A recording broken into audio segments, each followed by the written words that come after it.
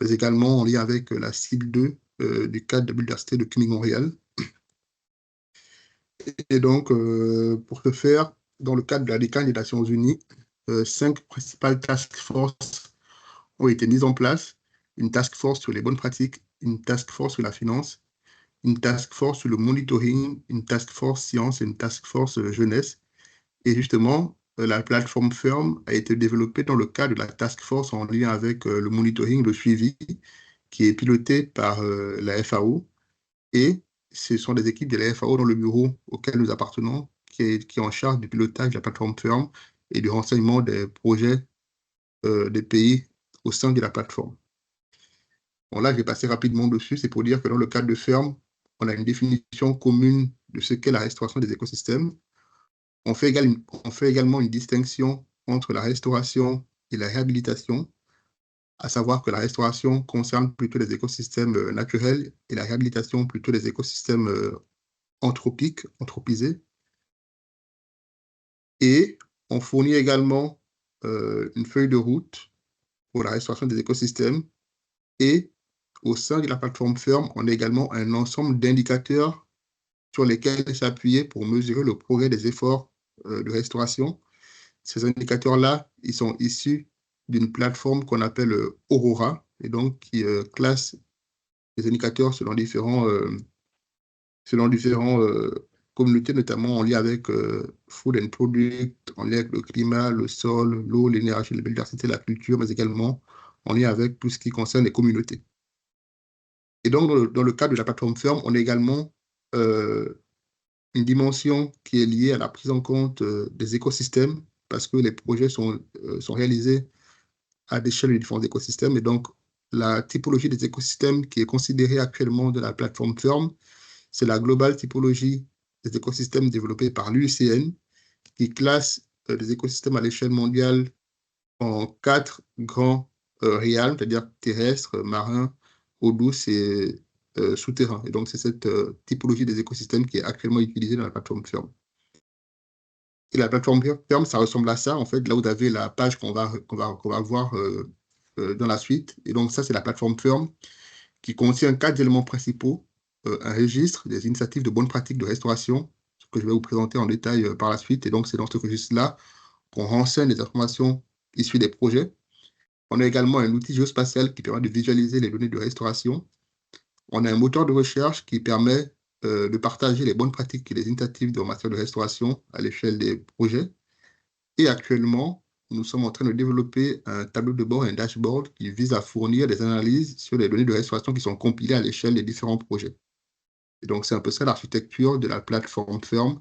Et donc, dans la suite, l'idée, ce serait de regarder dans le détail comment on renseigne les données du projet pour le Burkina dans le registre Ferme, et notamment en lien avec le projet qui fait l'objet de la réunion d'aujourd'hui. Si à ce niveau, il y a des questions particulières, il ne faut pas hésiter à m'interrompre.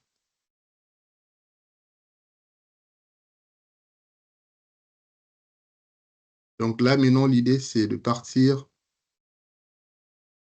concrètement sur la plateforme pour voir ce que ça représente de renseigner les données du projet de la plateforme Ferme. Et donc, comme je le disais, la plateforme, c'est celle-là. Et donc, ici, l'idée, c'est de rentrer par le registre, qui est le registre des différentes pratiques de restauration. Et donc, l'idée, c'est de cliquer sur le registre. Et donc, quand on rentre dans le registre, on a un peu un texte qui décrit un peu ce que c'est. On a la possibilité de filtrer par pays ou par institution. Et on a également la possibilité de créer une nouvelle initiative ou de rejoindre une institution existante. Dans le cas du projet pour le Burkina, on avait déjà enregistré les informations générales du projet dans la plateforme Ferme pour aller un peu plus vite. Et donc là, par exemple, je vais chercher pour Burkina, ici. Et donc, on voit que le projet qui nous intéresse, c'est bien celui-là, ici, pour le Burkina Faso, parce qu'on l'avait déjà pré-enregistré dans la plateforme Ferme pour aller plus rapidement. Mais dans ce cadre-là, on a renseigné que des informations générales. Et donc, je vais cliquer sur le projet. Je vais me mettre en tant qu'éditeur, en fait, pour faire comme si j'étais en train de renseigner le projet. Et donc, quand on renseigne un projet dans Ferme, on a différents onglets. On a un onglet général qui fournit des informations générales sur le projet. On a un onglet Area et écosystème qui permet de délimiter les différents écosystèmes qui sont dans l'emprise du projet de restauration. On a également un onglet caractéristique qui permet de caractériser le projet. On a un onglet activity qui permet de renseigner des activités de restauration qui sont réalisées à l'échelle du projet. On a un onglet indicateur qui permet de renseigner des indicateurs de suivi pour le progrès de la restauration dans le cadre du projet. Et on a un onglet monitoring qui vise à renseigner les informations sur les données des indicateurs sélectionnés précédemment. Et pour finir, un onglet résultats qui permet de faire la synthèse des résultats issus du projet. Et donc là, pour l'onglet général, à chaque fois, pour chaque onglet, il y a un texte qui décrit brièvement ce qui est attendu dans cet onglet-là. Et donc, on a précédemment renseigné le titre du projet. Attendez, je vais zoomer un peu parce que...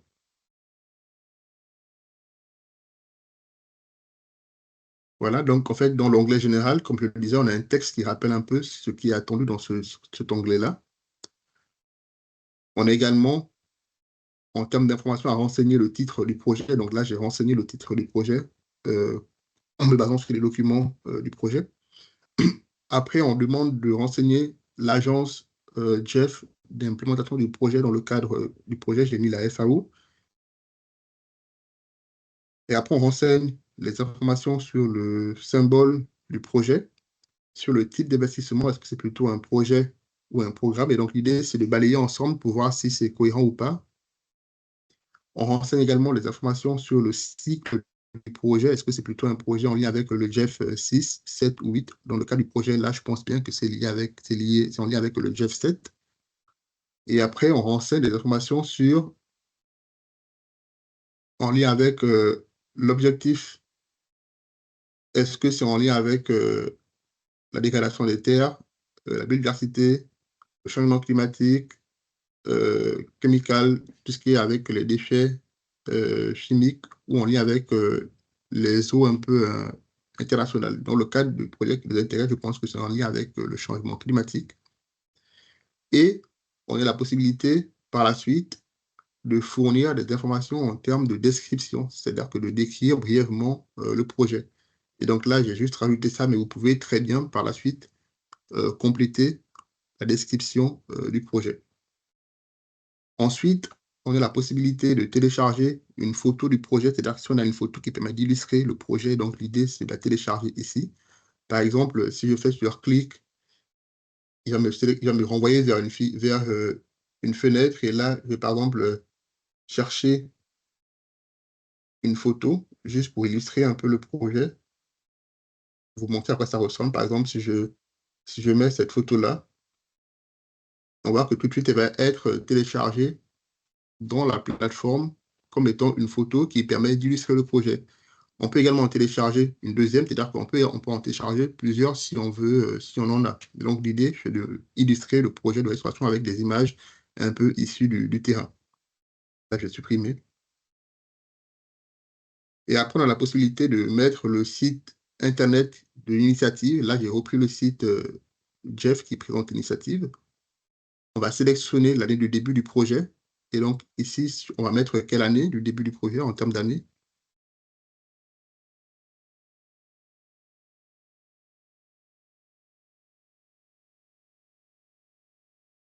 Est-ce que vous avez des informations sur l'année de début du projet pour que je complète directement ici? Après, on va vous laisser la main par la suite.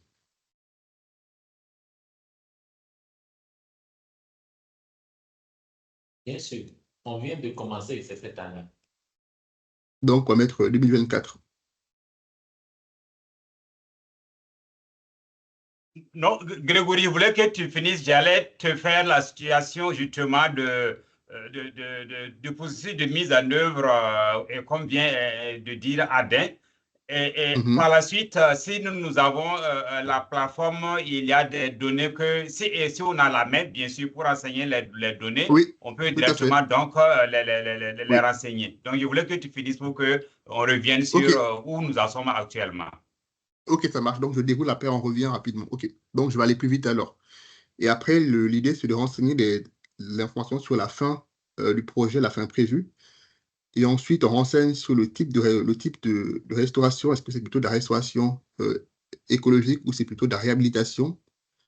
On va renseigner les objectifs du projet. Est-ce que c'est plutôt lié à l'augmentation de la biodiversité, aux fonctions des écosystèmes et des services écosystémiques, à l'intégrité écologique ou alors à la connectivité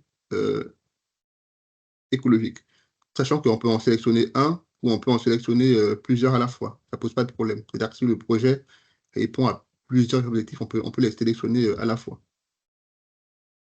Ou alors, s'il y a un objectif qui n'est pas listé ici, on a la possibilité de mettre autre et de préciser l'objectif ici si ça n'apparaît pas parmi la liste, ce qui était défini ici. On va également remplir des informations sur le tenure statut, c'est-à-dire que est-ce que c'est en lien avec l'aspect communal, gouvernemental, les territoires indigènes, le secteur privé, inconnu ou autre. Et à chaque fois, si on a un doute, on peut cliquer sur ici, ça va nous renseigner sur ce qui est attendu quand on parle par exemple de tenure statut par exemple, avec des références à chaque fois si besoin.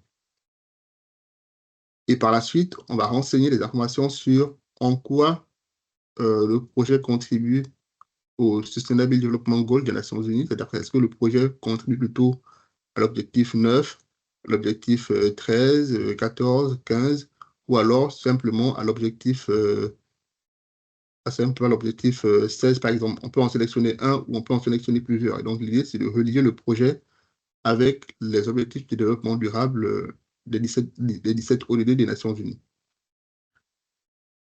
Par la suite, dans l'onglet général, on va pouvoir télécharger le document JEF lié au projet. On va pouvoir ajouter un point de contact pour le projet, c'est-à-dire qu'on peut ajouter le point de contact, on peut en ajouter plusieurs, si on a plusieurs. On met le nom, l'email, l'organisation pour chacun d'eux. On peut en ajouter autant qu'il y en a dans le projet. Et pour finir, dans l'onglet général, on va pouvoir ajouter des mots-clés qui permettent de caractériser le projet. Par exemple, si on veut décrire le projet avec 4, 5 ou 6 mots-clés, on peut les ajouter ici.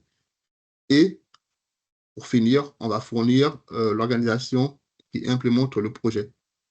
Le nom, l'acronyme de l'organisation, le type, est-ce que c'est plutôt en ligne gouvernement, NGO, le rôle, est-ce que c'est plutôt un rôle de support ou de lead, de direction, et on peut en ajouter plusieurs s'il y en a, autant qu'il y en a d'organisations qui implémentent le projet.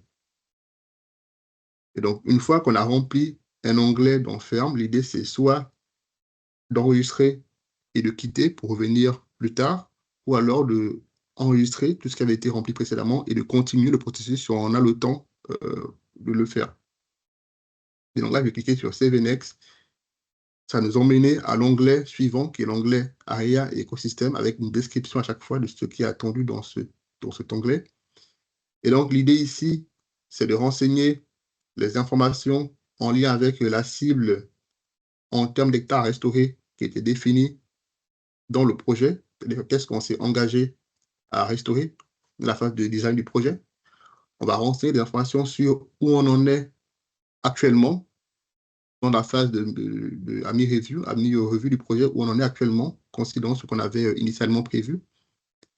Et après, on va fournir des informations sur, ça c'est plutôt à la fin du projet, où on en est à l'étape de fin du projet. Et donc, il y a ce qu'on a prévu au début, il y a où on en est et il y a où on en est à la fin du projet. Et pour les projets JEF, ce qui est important, c'est que on va pouvoir désagréger l'air par les différents indicateurs, les corps indicateurs, les indicateurs de base JEF. Sachant qu'en fait, il y en a 5 indicateurs et il y a 2 indicateurs qui sont liés avec LDCF. Et donc, l'idée, c'est en partant de l'air à restaurer qu'on a fourni ici, c'est quels sont les indicateurs JEF qui vont être utilisés pour suivre le progrès en lien avec ce qu'on avait prévu en termes de restauration. Et normalement, je pense que ces indicateurs-là, ils sont présélectionnés dans la phase de montage du projet. Ou alors, pour certains projets JEF, c'est dans la phase de mid-term review. Et ensuite, on va pouvoir fournir des informations, notamment des documents sur le plan de management, le plan de gestion. Et, très important ici, on va pouvoir délimiter l'emprise spatiale des différentes zones d'intervention du projet. Et donc, pour ça, il y a différentes possibilités. Soit on a déjà un shapefile avec les limites des différentes emprises des projets, et donc, auquel cas, on va télécharger le shapefile directement ici. Ou alors, si on n'a pas le shapefile, mais que par contre, on a une bonne maîtrise de l'emprise du projet, on a la possibilité de dessiner directement le projet dans la plateforme Fiori. Par exemple, ici, si je zoome sur Burkina ici, et si j'ai une bonne connaissance de la zone d'intervention du projet, je peux directement aller dessiner, par exemple, si je pense que le projet est ici, je peux directement aller dessiner les limites, les contours, par exemple, de la zone d'intervention, de la première zone d'intervention du projet. Par exemple, si la zone d'intervention 1 est ici, donc là, je vais cliquer sur, je vais la dessiner directement ici, je vais cliquer sur Upload, et donc là, l'idée, c'est que je vais charger cette aire-là comme étant la première aire d'intervention du projet. Je vais définir le nom. Par exemple, ça c'est par exemple reforestation 1, je dis une bêtise, reforestation 1, ici.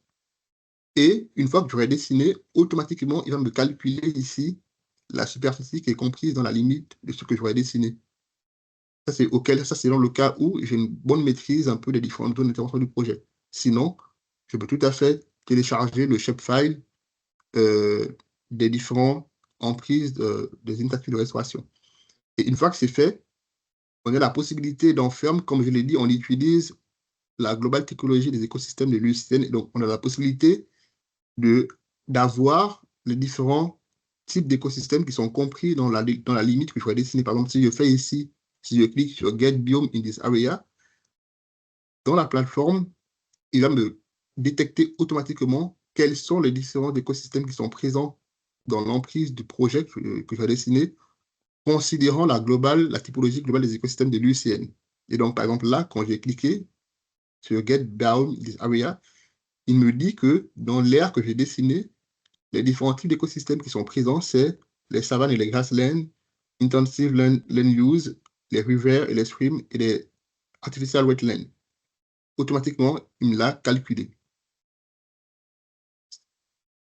Et je peux enregistrer autant de différents aires qu'il y en a dans l'emprise, dans le cadre du projet. Par exemple, je peux très bien cliquer sur le polygone pour ajouter une deuxième aire d'intervention du projet. Par exemple, ici, je vais cliquer sur une deuxième aire d'intervention du projet. Par exemple, ici, si je définis que ma deuxième aire d'intervention se situe ici, pareil. Là, c'est juste un test pour vous montrer. Je mets le nom, par exemple, je clique sur Upload ici pour l'enregistrer. Sinon, alors, je télécharge le shapefile directement. Et donc, pareil, il va me calculer automatiquement la superficie qui est comprise. Là, je vais renseigner, par exemple, là, c'est le projet, je vais dire, par exemple, une bêtise de plantation, tree planting 2. Et pareil, si je fais Get Biome, il va automatiquement me détecter quels sont les différents types d'écosystèmes qui sont présents dans l'emprise du projet. Et donc, on peut en ajouter autant qu'on en a dans le cadre du projet. Et donc, après, l'idée, c'est de cliquer sur Save and Next. Et ça va nous emmener à l'onglet caractéristiques, où là, l'idée, c'est qu'on a ajouté un outil dans Ferme qui va nous permettre de caractériser les différentes aires d'intervention du projet. Par exemple, si je veux connaître dans l'emprise du projet que j'avais délimité précédemment, si je veux avoir des informations, par exemple, en termes climatiques, je peux très bien, via l'outil EarthMap qui est encapsulé dans Ferme, je peux très bien avoir des informations, par exemple, en sélectionnant le site Reforestation 1, par exemple, ici. Si je veux avoir des informations, par exemple, sur le climat, je peux très bien cliquer, par exemple, sur climat, précipitation moyenne. Et là, en cliquant sur ça, il va me sortir des statistiques liées au climat de la zone d'intervention du projet. Par exemple, ici,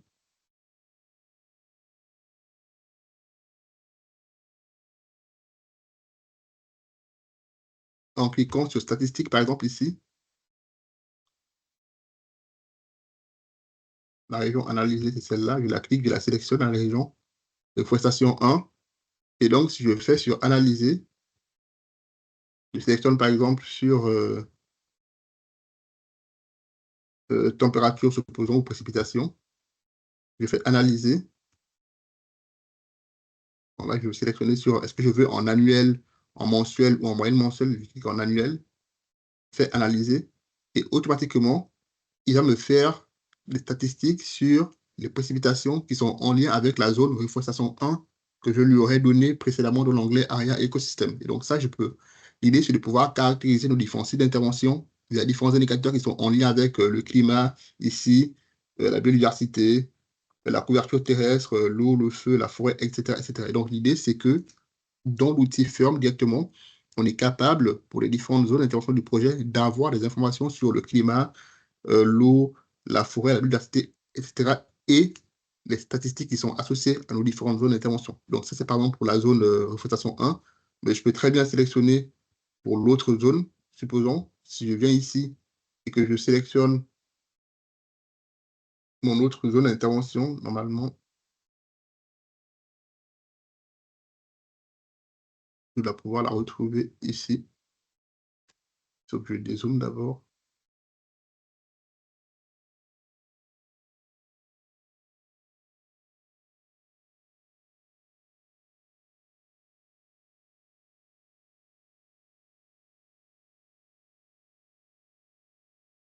Gregory, if you go to the areas of interest and you go down, you will find the area. So on the left, if you go on the left there, okay, you click there, exactly. And then sélectionner un limite. There you have the frontière internationale, the regions, the districts here. Yes, tout à fait. Et donc là, en fait, on retrouve ici, merci Carmen, on retrouve ici les différentes limites que j'ai dessinées précédemment. Et donc là, c'était pour reforestation 1. Et donc, je peux très bien faire pour tree planting 2. Et donc, pareil, il va me l'afficher. Et en cliquant dessus, je peux très bien, pareil, aller dans précipitation et resélectionner ça. Il va me faire une analyse sur cette aire-là, supposons. Et je peux très bien exporter les données qui sont issues de cette analyse-là. C'est pour la pluie. Mais je peux très bien faire, par exemple, si je veux avoir des informations sur la couverture du sol ici, en cliquant sur Analyser, il va me faire l'évolution de la couverture du sol de 92 à 2022, par exemple. Je peux avoir également des informations sur, par exemple, sur l'attitude en pente, par exemple, ici, pareil, je fais Analyser et il va me les générer. Et donc, l'idée, c'est de pouvoir caractériser nos différents types d'intervention directement dans la plateforme Firm. Et donc, là, par exemple, on a la répartition des différentes pentes.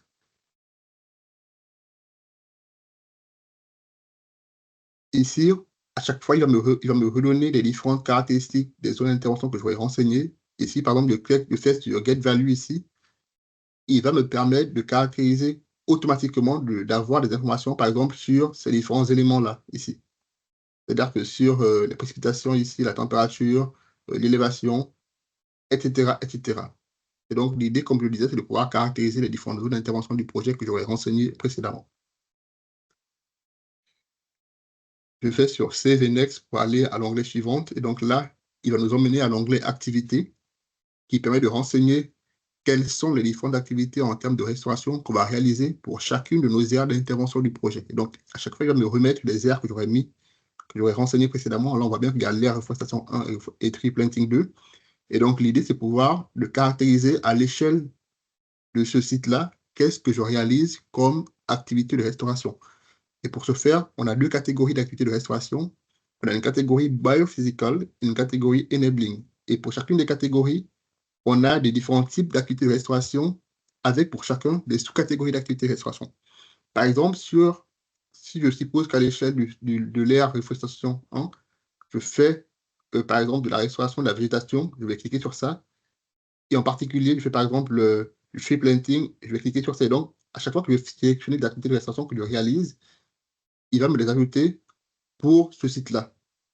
Si également, on a également des activités qui sont en lien avec le contrôle des espèces envahissantes, je vais cliquer sur cela, je vais rajouter. Et donc, à chaque fois, l'idée, c'est de caractériser les différentes activités de restauration que je réalise pour chacun de mes sites. Et donc, ça, je vais le faire pour les différents sites de restauration que j'ai.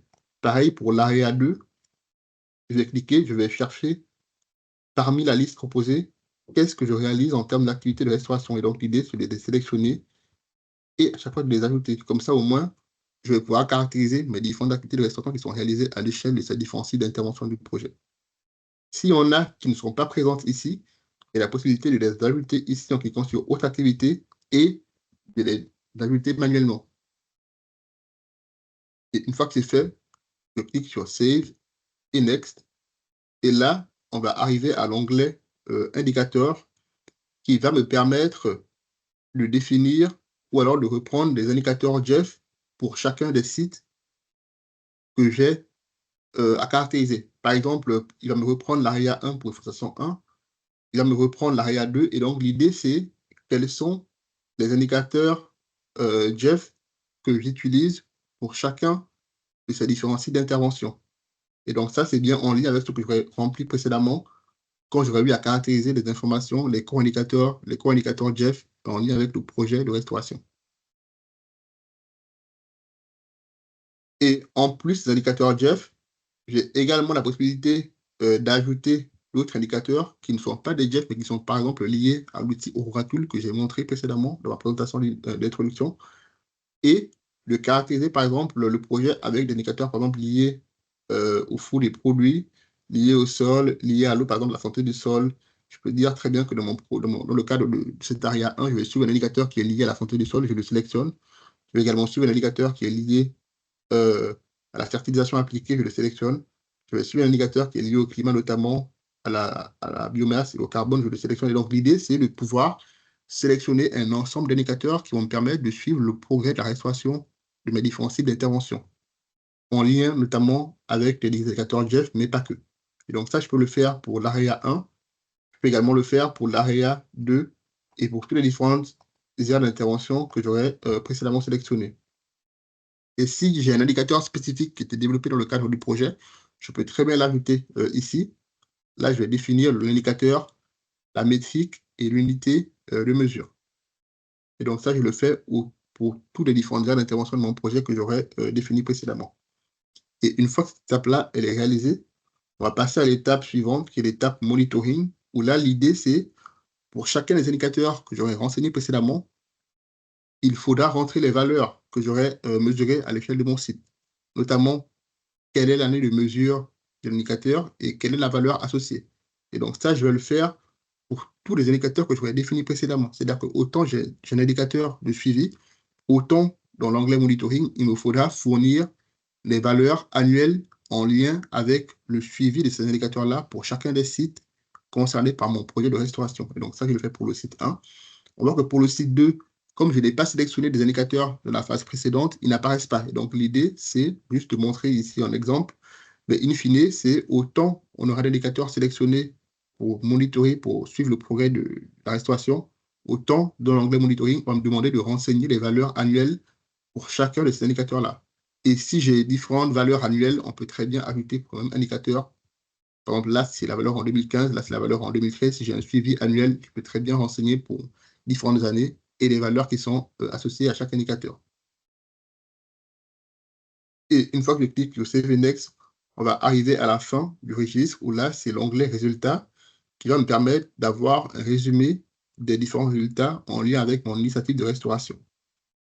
Et donc là, on va rappeler ce qui avait été prévu dans la phase du projet, où on en est actuellement. On voit qu'en fait, les 15 hectares-là, ça correspond aux hectares des différentes emprises que j'ai dessinées précédemment. Et donc là, l'idée, c'est, normalement, on doit avoir des données cohérentes en termes de superficie. C'est-à-dire que si on a ici 250 000 hectares, normalement ici, on devrait avoir des superficies plus ou moins équivalentes en lien avec les emprises spatiales que j'aurais renseignées précédemment. Et donc là, les 15 hectares ne sont autres que les 15 hectares qui sont liés à la superficie des deux dessins que j'aurais réalisés précédemment. Et donc là, l'idée, c'est de mettre ici, d'afficher ici des hectares qui vont correspondre à la somme des différentes emprises spatiales que vous aurez renseignées précédemment.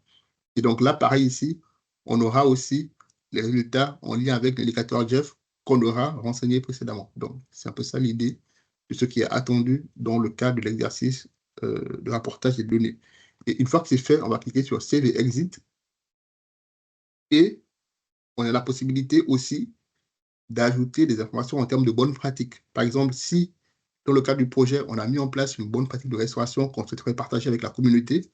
On a deux options, soit on clique sur Add Good Practices, qui va nous permettre d'ajouter la pratique ici, ou alors on clique ici sur le projet ici, et on fait sur Add Good Practices. Et donc, si on fait Add Good Practices, il va nous renvoyer un autre formulaire qui va permettre de documenter cette bonne pratique de restauration qui va être évaluée, et si elle est jugée comme étant une bonne pratique, elle va être partagée avec l'ensemble de la communauté de restauration des écosystèmes. Et donc, par exemple, là, je vais passer rapidement. L'idée, c'est pour l'objectif, pour la bonne pratique de restauration, de donner un titre, de décrire quel est le titre de cette pratique de restauration, quel est son objectif, ça concerne quelle ère, c'est-à-dire que est-ce qu'elle est mise en œuvre à l'échelle, par exemple, de mon site 1 ou de mon site 2, cette bonne pratique de restauration. Elle concerne quel type d'écosystème en particulier, quel est le contexte de mise en œuvre de la bonne pratique de restauration. Elle répond à quel moteur de dégradation des écosystèmes. Pareil, on clique sur Save Next, on va arriver à la méthodologie. Et l'idée ici, c'est de caractériser méthodologiquement la bonne pratique de restauration, c'est-à-dire que de la décrire, cette bonne pratique-là, on va pouvoir la décrire. On va pouvoir définir quelles sont les différentes étapes d'implémentation de la bonne pratique de restauration. Si on a différentes étapes, on a plusieurs, on a ajouté autant qu'il y en a. On va pouvoir décrire l'engagement des parties prenantes dans la mise en œuvre de cette bonne pratique de restauration. On va définir quel est le type de connaissances qui est inclus dans cette bonne pratique de restauration. Est-ce que c'est en lien avec les connaissances indigènes, des connaissances scientifiques, des connaissances pratiques, des connaissances locales ou d'autres connaissances? On va permettre de caractériser quel est l'enjeu de prise en compte des différentes communautés, l'échelle à laquelle la pratique a été implémentée, c'est plutôt une échelle locale, régionale ou nationale. On va la caractériser en termes de réplicabilité, en quoi cette pratique-là, elle est réplicable dans d'autres contextes.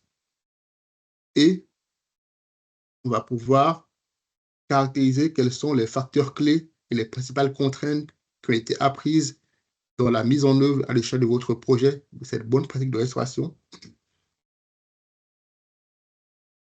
On va définir, on va qualifier les bénéfices, notamment quels sont les impacts positifs qui sont associés à la mise en œuvre de cette bonne pratique de restauration et en quoi elle serait associée à des impacts négatifs qui ont été observés à l'échelle du projet.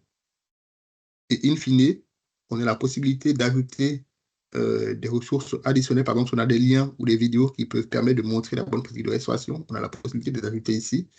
Si on a des commentaires additionnels à ajouter, ou alors si on veut partager une photo de la bonne pratique de restauration, on a la possibilité de la télécharger ici. Et donc, une fois que ça c'est fait, cette bonne pratique de restauration va être envoyée à un ensemble d'experts qui vont évaluer les informations qui étaient renseignées et qui vont juger de la recevabilité ou non de cette bonne pratique pour la partager avec la communauté.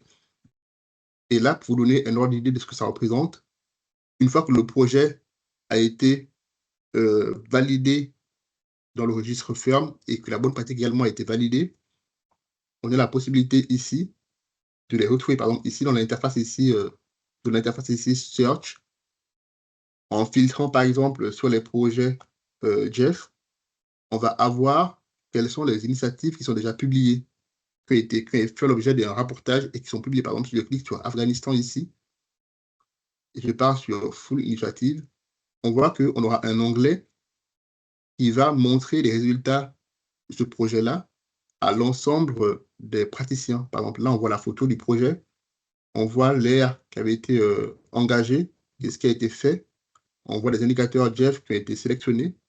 On a la description du projet, la période, le statut, le type de restauration, le site internet. En fait, on va reprendre les éléments qui avaient été renseignés dans le projet pour les rendre visibles pour l'ensemble de la communauté. Et donc là, on a les différents biomes, les activités qui sont réalisées et les contributions au SDJ que j'ai montré précédemment, les indicateurs qui étaient utilisés pour monitorer le progrès du projet et différentes métriques. Et donc là, on peut très bien zoomer, par exemple, pour avoir les différents sites d'intervention des différents projets. Donc, c'est un peu ça à quoi va ressembler le projet pour le Burkina une fois qu'il aura été validé dans la plateforme ferme. Et pour une bonne pratique, par exemple, ici, vous avez la possibilité, en cliquant sur Good Practice ici, de voir quelles sont les pratiques qui ont été partagées par d'autres praticiens.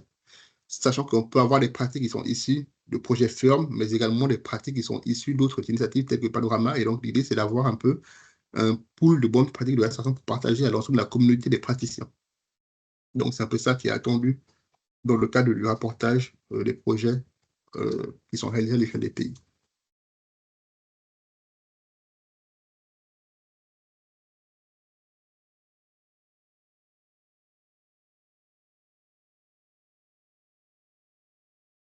En tout cas, oui, pardon. merci beaucoup. Je trouve très excellent, vraiment très excellent cette plateforme parce que ça